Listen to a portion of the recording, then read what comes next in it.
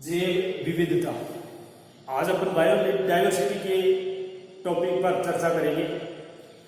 ये एक resource and environment यानी कि संसाधन और पर्यावरण और विशेष करके इन्वायरमेंट ज्योग्राफी का जो एक संसाधन भूगोल में अध्ययन किया जाता है। जैव विविधता बायोडाइवर्सिटी, विशेष करके इकोसिस्टम इकोलॉजी जो पारिस्थितिकी तंत्र है, यानी कि जितने भी पेड़ पौधे हैं, जो जीव है, उनके लिए विभिन्न प्रकार की प्रजातियां हैं। जैविक समुदाय का पर्यावरण के साथ में जो अंतर संबंध है और वो अपना इंटर रिलेशनशिप बना करके जो अपना जीवन यापन करता है। तो आज अपन बायोडाइवर्सिटी, सबसे पहले तो बायोडाइवर्सिटी क्या होता है, जैव विविधता क्या होती है, जैव विविधता क्या है। विभिन्न प्रजातियों का एक स्थान पर, विभिन्न जीवों का एक स्थान पर, कहने का मतलब यह है कि पौधे व प्राणी, जिसमें पौधे व प्राणी विभिन्न प्रकार की जो एक प्रजातियां मिलती हैं एक ही समूह है, एक ही जगह, यानी कि जीव जंतुओं और उसमें पाई जाने वाली जो विविधता और विषमता, जो पारिस्थितिकी जटिलता लिए हुए होते हैं। तो इस प्रकार से आज अपन जो बायोडाइवर्सिटी इस वीडियो के माध्यम से जैव विविधता का अध्ययन कर रहे हैं। बायोडाइवर्सिटी का यानी कि विश्व में पौधों व प्राणी जातियों को, विश्व में पौधों व प्राणी जातियों को संरक्षित करने की एक अधिक जो जन रुचि है, जन जागरूकता है, जो एक रुचि है, वो पिछले 3 दशकों के दौरान जागृत हुई है। कहने का मतलब यह है कि विश्व में पौधों व प्राणी, विश्व में जो पौधे व प्राणियों को संरक्षित करने की एक सबसे अधिक जो जन रुचि है, वो पिछले 3 दशकों के दौरान ही सबसे ज्यादा जागृति हुई है।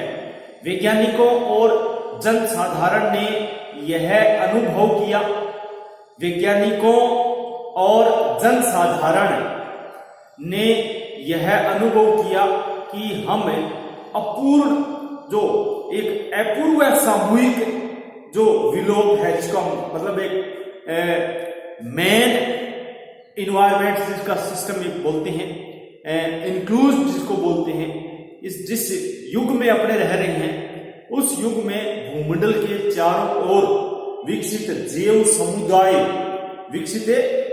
समुदाय जिसे उत्पन्न होने में 10 लाख वर्ष लगे थे। इन जैव समुदाय को उत्पन्न होने में लगभग 10 लाख वर्ष लगे थे। मानवीय क्रियाओं द्वारा विलुप्त होते जा रही हैं।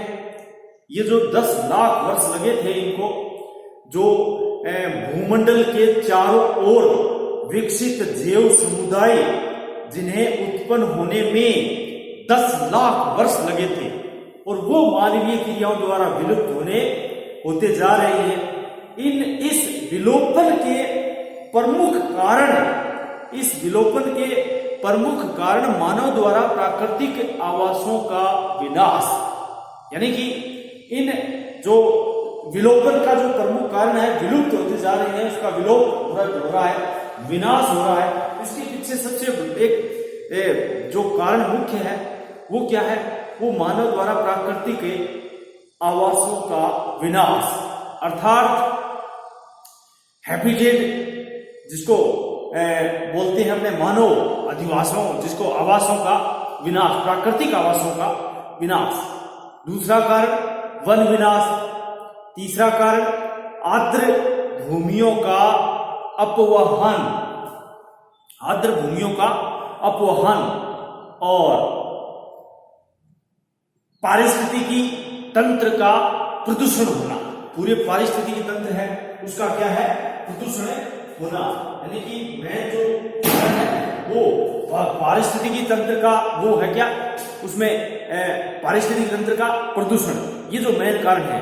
यानी का मतलब है कि जो विलोपन है उसके प्रमुख कारणों में मानव द्वारा प्राकृतिक आवासों का विनाश, वन विनाश, आर्द्र भूमियों, जिसमें अपने अति पशुचारण बोल सकते हैं, अति पशुचारण और आर्द्र भूमियों का अपवाहन और पारिस्थितिक तंत्र का प्रदूषण, ये मूल कारण है। विलोपन का एक अन्य प्रमुख कारण है अति जो मत्स्य ग्रहण, यानी कि जो मानव जाति है वो सबसे ज्यादा जो मत्स्य का ग्रहण कर रही है, यानी इसमें अति जो मत्स्य ग्रहण भी इसमें शामिल हो सकता है, शामिल है इसमें प्रमुख रूप से विलोपन के अति मत्स्य ग्रहण। बायोडाइवर्सिटी, यदि इसका मीनिंग ले, मीनिंग ऑफ बायोडाइवर्सिटी अर्थात जैव विविधता का अर्थ, मीनिंग ऑफ बायोडाइवर्सिटी, तो संयुक्त राष्ट्र है उनके अनुसार, उन्होंने संयुक्त राष्ट्र संघ है, उन्होंने एक परिभाषा दी थी। संयुक्त राष्ट्र संघ के अनुसार क्या है, बायोडाइवर्सिटी का अर्थ क्या है? संयुक्त राष्ट्र के अनुसार जैव विविधता का तात्पर्य जीव जंतुओं में पाए जाने वाली, यानी कि जैव विविधता का तात्पर्य जीव जंतुओं में पाए जाने वाली विविधता, विषमता एवं पारिस्थितिकी जटिलता से है।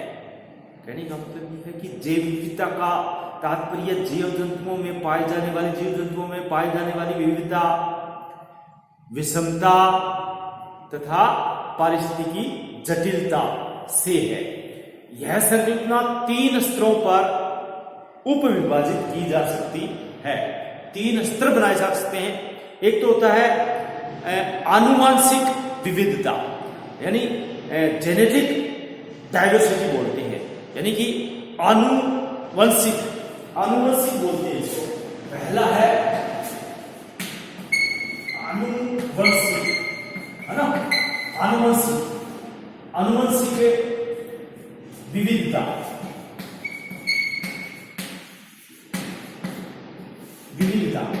आनुवंशिक विविधता, यानी जो सबसे पहली है आनुवंशिक बोलते हैं इसको, आनुवंशिक,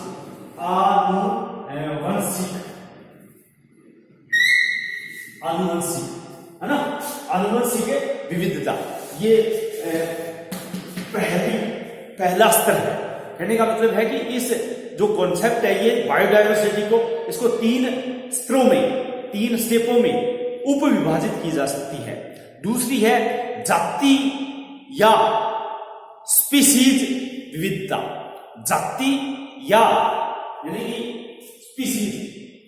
दूसरी है जाति विविधता, जाति विविधता, ये दूसरी है, यानी कि इसको स्पीसीज बोलते हैं। स्पीसीज कहने का मतलब ये है कि जो पृथ्वी पर विभिन्न प्रकार की जो सूक्ष्म जीव होते हैं उसको छोटे जो पादप समुदाय बोलते हैं, उसको स्पीसीज, है ना। और तीसरी है समुदाय या पारितंत्र विविधता, समुदाय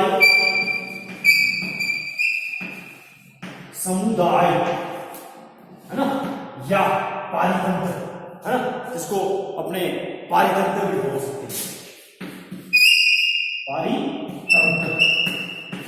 पारितंत्र विविधता, ये हो गया 3 स्तर। 3 स्तरों में बांध करके जैव विविधता को अपने अध्ययन कर सकते हैं, है ना। जैसे आनुवांशिक विविधता लेते हैं, आनुवांशिक विविधता, तो आनुवांशिक विविधता का मतलब क्या होता है? जिसमें संगठन के सूक्ष्म स्तर जैव विविधता एक जाति विशेष के अंतर्गत आनुवांशिक विविधता होती है। दूसरा जाति या स्पीशीज विविधता, इसको जैसे जैव विविधता में अपने सबसे जो आभारी या आधारी, जिसको बेस्ट बोलते हैं, आधारी स्तर पर पृथ्वी पर उपस्थित जातियों की संपूर्ण श्रेणी आती है इसमें, जिसमें सूक्ष्म जीवों। अब सूक्ष्म जीव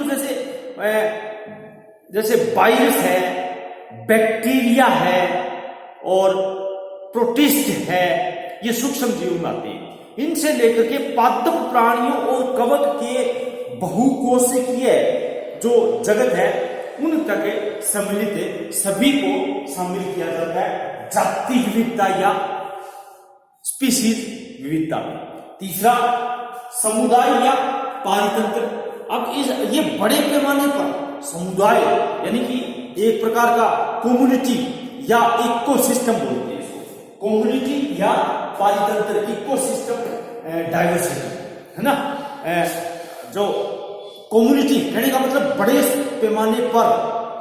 पैमाने पर जो विविधता के अंतर्गत जैव समुदाय की विभिन्नताएं, जैसे जिसमें स्पीशीज रहते हैं, परितंत्र जिसमें समुदाय रहते हैं, और इन दोनों स्तरों में एक अंतरण क्रियाएं उपस्थित होती हैं। इस प्रकार से जैव विविधता या इसके ये जो बायोडाइवर्सिटी की कॉन्सेप्ट है, संकल्पना है, इसको 3 स्तरों में उपविभाजित किया गया है। आनुवांशिक, जाति और समुदाय। आनुवांशिक विविधता, जाति या स्पीशीज विविधता, समुदाय कम्युनिटी या इकोसिस्टम है जिसको बोलते हैं अपने पारितंत्र विविधता। तो ये तो थी 3 उप स्तर। अब आता है जैव विविधता का जो एक आयाम है, अपने बोलते हैं कि आयाम क्या होता है इसका, यानी कि विश्व में यदि देखें तो टोटल जैसे जैव विविधता की प्रजातियां कितनी है, आयाम एक प्रकार का जिसको बोलते हैं अपने कि सभी प्रकार के आंकड़े इसमें, जैसे विश्व में 1,43,000, 1,43,000 है ना प्रजातियां, 1,43,000 अभी निर्धारित स्पीशीज विद्यमान है और अनेक स्पीशीज अभी अनिर्धारित भी हैं।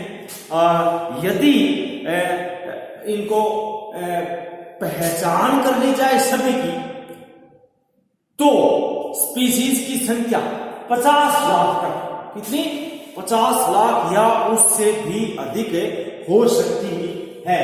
यदि सभी की पहचान कर ली जाए, 1,43,000 की तो पहचान कर ली गई है, यदि बाकी कुछ स्पीशीज ऐसी हैं जो अनिर्धारित है, और यदि इनको अनिर्धारित को भी पहचान कर ली जाए तो 50 लाख या उससे भी संख्या इसकी हो सकती है। यानी पहचानी गई स्पीशीज में यदि देखें तो जो कीट है जो 7,51,000, पादप है वो 2,48,000 और अन्य जो प्राणी है वो 2,81,000।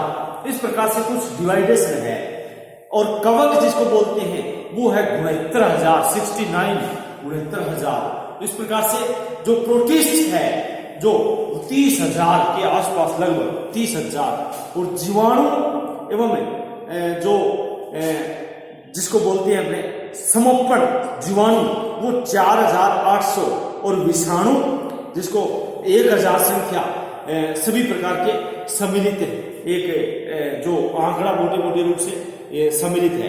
कहने का मतलब है कि जो पहचान की गई है उनमें यदि देखें तो कीटों की संख्या कितनी है, 7,51,000, पादप कितने 2,48,000, और अन्य प्राणी कितने 2,81,000, कवक कितने 69,000, और प्रोटिस्ट कितने 30,000, और शैवाल कितने 26,000, और जीवाणु कितने 4,800, और विषाणु कितने 1,000। ये सब सम्मिलित है इसमें पहचान की। यह एक मतलब बहुत बड़ा जो विविधता है उसका उष्णकटिबंधीय जो क्षेत्र है उसमें सबसे ज्यादा समृद्ध पाया जाता है। कहने का मतलब यह है कि सबसे जो एक मेन इसमें इंपॉर्टेंट जो चीज है कि जो इंपॉर्टेंट तथ्य है, तो वो तथ्य क्या है? वो तथ्य है कि जैव विविधता उष्णकटिबंधों में, उष्णकटिबंध जो क्षेत्र है, जैसे उष्णकटिबंधीय क्षेत्र कौन से हैं? अमेजन बेसिन है, अपने अफ्रीका में कालाहारी है ना, ये जो कालाहारी नहीं, नील नदी, जहां विश्व देखिए रेखा गुजरती है उसके दोनों ओर जो क्षेत्र हैं, जैसे इसमें उष्णकटिबंधीय में सबसे ज्यादा समर्थ है।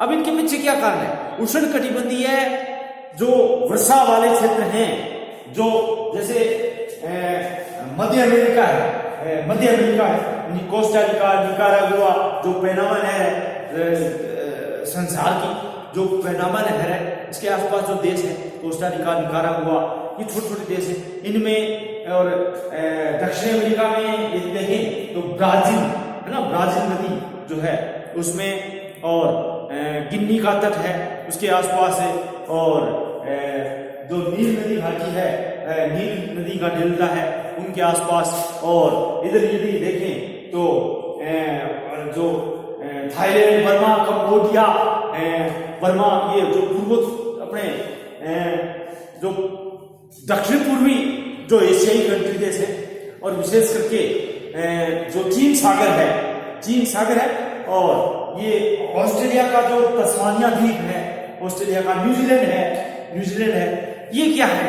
ये उष्णकटिबंधीय क्षेत्र में आते हैं, यानी कि ये सारे उष्णकटिबंधीय क्षेत्र है, तो ये समर्थ है। उष्णकटिबंधीय वर्षा वनों का जो जहां वितरण है, उष्णकटिबंधीय वर्षा वनों का जहां वितरण है, वो सबसे ज्यादा जैव विविधता समृद्ध देश है, समृद्ध प्रदेश है, समृद्ध क्षेत्र है। इनके पीछे कुछ कारण है, रीजन है, तो इनके पीछे क्या कारण है, ये समृद्ध क्यों है? सबसे एक नंबर पर कारण है भूवैज्ञानिक काल से उष्णकटिबंधों की जो जलवायु है वो शीतोष्ण कटिबंध की अपेक्षा अधिक स्थायी होती है। नंबर एक, जो उष्णकटिबंधीय, कहने का मतलब यह है कि उष्णकटिबंधीय वर्षा वनों के क्षेत्र में जैव विविधता समृद्ध होने का सबसे फैक्टर कौन सा है? भूवैज्ञानिक काल से उष्णकटिबंध की जो जलवायु है वो शीतोष्ण कटिबंध क्षेत्रों की अपेक्षा अधिक स्थायी होती है। तो इस प्रकार से उष्णकटिबंधों में स्थायी जो एक स्थानीय स्पीशीज हैं उसमें निरंतर जो है वो जीवित रहते हैं, जबकि शीतोष्ण कटिबंधों में ये अन्य क्षेत्रों में फैल जाती है। यानी उष्ण कटिबंधों में स्थानीय स्पीशीज निरंतरता जीवित रहती है, और शीतोष्ण कटिबंधों में ये अन्य क्षेत्रों में भी फैल जाती है। उष्णकटिबंधीय समुदाय शीतोष्ण समुदाय से अधिक प्राचीन है। दूसरा कारण, यानी कि उष्णकटिबंधीय समुदाय शीतोष्ण समुदाय से अधिक प्राचीन है, सबसे पुरानी, अतः इसके विकास के लिए अधिक समय मिला है, और इन्हें विशिष्टीकरण, स्पेशलाइजेशन जिसको बोलते हैं, विशिष्टीकरण तथा स्थानीय अनुकूलन यानी अडेप्टेशन बोलते हैं उन्हें, अडोप्टेशन, स्थानीय अनुकूलन होने के लिए सहायक हो सकता है। नंबर तीसरा, जो भाग कोशन जिसको बोलते हैं, वारम जिसको बोलते हैं, यानी कि जो उष्ण तापमान है वो और उष्ण आर्द्रता, उष्ण कटिबंध में अनेक स्पीशीज जो प्रजातियां हैं उनके लिए अनुकूल दशाएं प्रदान करते हैं। शीतोष्ण क्षेत्रों में जीविता की क्षमता कम होती है। चौथा कारण, उष्ण कटिबंधों में नाशक जीवों जिसको बोलते हैं अपने परजीवों, विशेष करके उनकी अधिकता अधिक होती है, जो किसी एक जाति, स्पीशीज बोलते हैं इसको, एक जाति को प्रभावी यानी कि जो नहीं होने देते, और एक जाति को प्रभावी नहीं होने देते, और इसमें वहां अनेक स्पीशीज के सह अस्तित्व के लिए अवसर प्राप्त होता है। इसके विपरीत शीतोष्ण कटिबंध में नाशक जीवों का दाब कम होने से कुछ प्रभावी स्पीशीज विकसित होते हैं जो अन्य स्पीशीज को पनपने नहीं देते हैं। पांचवा कारण, उष्ण कटिबंधों में पादपों में जो एक बहिर्संकरण होता है जिसको अपने बोलते हैं आउट क्रॉसिंग की दर है वो ऊंची होती है, और इसकी उच्च स्तरीय आनुवंशिक परिवर्तनशीलता है वो ज्यादा उत्पन्न होती है। यानी कि जैव विविधता उष्ण कटिबंधों में सबसे ज्यादा पाई जाती है। इसके पीछे अपने कारण पड़ रहे हैं। इसी क्रम में छठा कारण क्या है? उष्ण कटिबंधीय क्षेत्र वर्ष भर अधिक ऊर्जा प्राप्त करते हैं। सबसे ज्यादा सूर्य की किरणें हैं, वर्षा है, वो सबसे ज्यादा ऊर्जा जो एनर्जी है वो उष्ण कटिबंधीय क्षेत्रों पर अधिक ऊर्जा प्राप्त करते हैं। और इन्हीं ऊर्जा के कारण यहाँ पर जो उत्पादकों हैं, विशेष करके जो प्रोडक्टर हैं, उनका आधार अधिक विकसित होता है। कहने का मतलब ये है कि आधार एक मिल जाता है यहाँ पर पादपों को विशेष करके।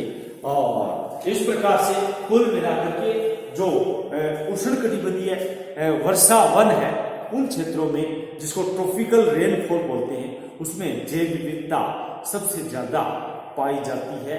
विश्व में यदि जैव विविधता देखें तो उष्ण कटिबंधीय वर्षा वाले वन कहाँ कहाँ है? उष्ण कटिबंधीय वर्षा वन जैव विविधता के भंडार है। कहने का मतलब यह है, यद्यपि इनके अंतर्गत विश्व का 7% मात्र क्षेत्रफल है। टोटल विश्व का कितना प्रतिशत है? 7% मात्र इसका क्षेत्रफल है विश्व का। यद्यपि क्षेत्रफल तो बहुत कम है, लेकिन ये क्या है? जैव विविधता के भंडार है। उष्ण कटिबंधीय वर्षा वन है जो ट्रॉपिकल, जहां पर भूमध्य रेखीय, विषुवत रेखीय, जहां रेखा गुजरती है उसके दोनों ओर जो 8 डिग्री वाला क्षेत्र है, 10 डिग्री दोनों ओर जो क्षेत्र है, जिसमें अमेजन बेसिन आता है ना, कंगो बेसिन आता है, इंडोनेशिया है, ये चीन सागर के आसपास वाले देश हैं, थाईलैंड, वर्मा, कंबोडिया, ये वाले क्षेत्र है। और ठीक ऑस्ट्रेलिया के उत्तर में तस्मानिया द्वीप है। उष्ण कटिबंधीय क्षेत्रों में लगभग, यानी विश्व की लगभग आधी जो ज्ञात स्पीसीज है, जिसमें अपन ने 1,43,000, उसका 50% यहाँ पर मिलता है। संयुक्त राष्ट्र की एक राष्ट्रीय जो वैज्ञानिक एकेडमी है, राष्ट्रीय अकादमिक वैज्ञानिक अकादमी है, उनके अनुसार 10 वर्ग किलोमीटर क्षेत्र में एक, यानी कि जो कम से कम जो 10 वर्ग किलोमीटर क्षेत्र में 1500 जो पुष्पी पादप प्रजातियां हैं, और 750 वर्ग से जातियां, 400 पक्षी जातियां, 150 तितली की जातियां, और 100 जो सरीसृप होते हैं, रेंगने वाले उनकी जातियां, 60 उड़ने वाले उभयचर जातियां, और असंख्य कीट जातियां भी यहाँ पर पाई जाती हैं। यही नहीं, उष्ण कटिबंधीय वर्षा वन एक अमूल्य परितंत्र भी है। ये विश्व तथा प्रदेश की जो जलवायु की को एक माध्यम जो है ना मॉडरेट बनाते हैं। कहने का मतलब ये है कि वनों की अधिकता के कारण जो कार्बन डाइऑक्साइड के ये भंडार है, ये क्षेत्र, ये वैश्विक उष्मन रोकते हैं, ग्लोबल वार्मिंग को रोकते हैं, ग्लोबल वार्मिंग को कम करते हैं ये क्षेत्र। और प्रादेशिक स्तर पर ये वन वर्षा, वाष्पीकरण तथा वाष्पोत्सर्जन में महत्वपूर्ण अपनी भूमिका निभाते हैं। और ये वन मिट्टियों का अपरदन रोकते हैं, मिट्टी मृदा अपरदन जो एक गंभीर समस्या है उनको भी रोकते हैं। विकसित देशों को वर्षा वनों से अनेक प्रकार के लाभ होते हैं। इनमें जैसे औषधियां है, काष्ठ है, रेशे है, फल है, विभिन्न प्रकार की गिरियां हैं, सब्जियां हैं, और अन्य प्रकार के जो भोजन है, मसाले, गोंद है ना, रेंजिन जिसको बोलते हैं तेल, ये सारे क्या है, उपयोगी पदार्थ यहाँ पर मिलते हैं। कहने का मतलब ये है उष्ण कटिबंधीय वर्षा वन वाले क्षेत्रों में, और विशेष करके जो विकसित देशों में विशेष करके, और अति दोहन के कारण, अब इनका अति दोहन होने लग गया, तो अति दोहन के कारण उष्ण कटिबंधीय वर्षा वनों का जो मौलिक क्षेत्र है वो फिलहाल आधा रह गया है, क्योंकि इसमें ज्यादातर है वो मानवीय गतिविधियां ज्यादा सक्रिय है। 1981 से 90 के बीच में, यानी कि 1981 से 90 के बीच में जो 80 का दशक था, और इन 10 सालों के दौरान विश्व के 9% उष्ण कटिबंधीय वनों का विनाश हुआ है। जो कुल यदि देखें तो उष्णकटिबंधीय वनों पर विशेषतः इनका गहरा प्रभाव पड़ा है। मध्य अमेरिका के जो प्रशांत तटीय वनों में जो वन है उनका 98% यानी 98% बचा ही नहीं है कुछ, 98% वो विनाश हो चुका है। कहाँ? ये विशेष करके जहां पर मध्य अमेरिका के प्रशांत तटीय जो क्षेत्र है उनका, मध्य अमेरिका मतलब पनामा नहर है ना, कोस्टारिका है, निकारागुआ है, मैक्सिको है, इधर ये ब्राजील है, ब्राजील से उत्तरी भाग में वेस्ट इंडीज है आपका। तो इन क्षेत्र में जैसे अपने ब्राजील का जो अमेजन बेसिन है वो एक इसका जो मेन विशेष करके जो ब्राजील में बड़े पैमाने पर वन विनाश जारी है। फिलहाल ब्राजील का जो अमेजन बेसिन है उसमें वन अपेक्षाकृत अछूते हैं, किंतु अटलांटिक तटीय वर्षा वन है जो एक जो घाना है ना, एक नाइजीरिया अफ्रीकी कंट्री देशों को बोलते हैं, और दक्षिणी ब्राजील शीतोष्ण जो एरोकेरिया वन है उनका 95% विनाश हो चुका है। इसी प्रकार से अफ्रीका में जो बेनिन है ना, घाना है, नाइजीरिया है, टोगो है, ये इनके जो मध्य अमेरिका में एल साल्वाडोर, हेटी, इनमें लगभग संपूर्ण वन नष्ट हो गए हैं। तो इस प्रकार से कुल मिलाकर के जो उष्णकटिबंधीय वर्षा वनों का विनाश और उनका अभी भी मौलिक जो क्षेत्र है वो घट रहा है दिनों दिन, और विशेष करके जो वनों को शस्य भूमि और चारागाहों में परिवर्तित करना और खनन क्रिया करना यहाँ का एक प्रमुख कारण रहा है। फिलीपींस के एक नेग्रोस द्वीप है, उस पर गन्ने की बागाती खेती, गन्ने की बागाती कृषि के लिए प्रतिवर्ष हर साल 20,000 हेक्टेयर वनों को काट लिया जाता है। देखो फिलीपींस का जो नेग्रोस द्वीप है उस पर गन्ने की बागाती खेती के लिए और हर साल 20,000 हेक्टेयर वनों को काट लिया जाता है। लेटिन अमेरिका अर्थात दक्षिण अमेरिका में 20,000 वर्ग किलोमीटर क्षेत्र में प्रतिवर्ष पशुचारण के कारण वनों नष्ट हो रहे हैं। ब्राजील के वन क्षेत्र खनिजों के भंडार भी हैं और यहाँ पर सोना है ना, विभिन्न प्रकार के जो कीमती जो क्षेत्र हैं, जो स्थलांतरित कृषि भी वन विनाश का एक महत्वपूर्ण कारण है। कहने का मतलब यह है कि ब्राजील का जो है, ब्राजील के जो वन क्षेत्र है उसमें विशेष प्रकार के खनिजों के भंडार भी हैं, जैसे सोना, हीरा, यूरेनियम है ना, टाइटेनियम है, टीन आदि के इस खनन के कारण विस्तृत क्षेत्रों में वनों का विनाश हो रहा है, वन विनाश हो रहा है। एक जो शिफ्टिंग कल्टीवेशन है, जो स्थानांतरित कृषि है, ये भी वन विनाश का एक महत्वपूर्ण कारण रहा है। तो ये तो आज अपन ने कुछ बायोडाइवर्सिटी, जैव विविधता, संसार में जैव विविधता, इसके 3 उप स्तर बांट करके आनुवंशिक, जाति विविधता और समुदाय या पारितंत्र बोलते हैं इसको, कम्युनिटी या इकोसिस्टम विविधता, इन तीनों उप स्तरों को बांट करके और अपन ने संसार में सबसे समृद्ध प्रदेश जो है जैव विविधता की दृष्टि से, जो जैव विविधता का उष्णकटिबंधीय वर्षा वन बोलते हैं इसको, ट्रॉपिकल रेन फॉरेस्ट बोलते हैं, ट्रॉपिकल रेन फॉरेस्ट, उन वनों की एक भंडार है। सबसे ज्यादा उष्णकटिबंधीय वर्षा वन जैव विविधता के जो भंडार मान जाते हैं, उसका अपन ने कुछ क्षेत्र और उसमें कौन कौन से वनों की जो प्रजातियां जैव विविधता की दृष्टि से और वर्तमान में जो हो रहा है उसका विनाश, यानी कि विश्व का जो मात्र 60% क्षेत्रफल आता है और विश्व की लगभग आधी से ज्यादा जो ज्ञात कृषि क्षेत्र में मिलती है और वर्तमान में क्या है इनका ह्रास हो रहा है, तो इस क्षेत्र पर प्रकाश डाला अपन ने। और अगला जो अपना इसी बायोडायवर्सिटी का जो अगला टॉपिक होगा उसमें अपने जैसे विभिन्न प्रकार की जो आर्द्र भूमियां हैं, प्रवाह नदियां हैं, उसके बारे में अपने अगले वीडियो में अपने अध्ययन करेंगे। आज अपन इस वीडियो के माध्यम से केवल बायोडायवर्सिटी का तीनों स्तरों का ही अध्ययन कर पाएंगे। धन्यवाद। जय भारत, जय हिंद।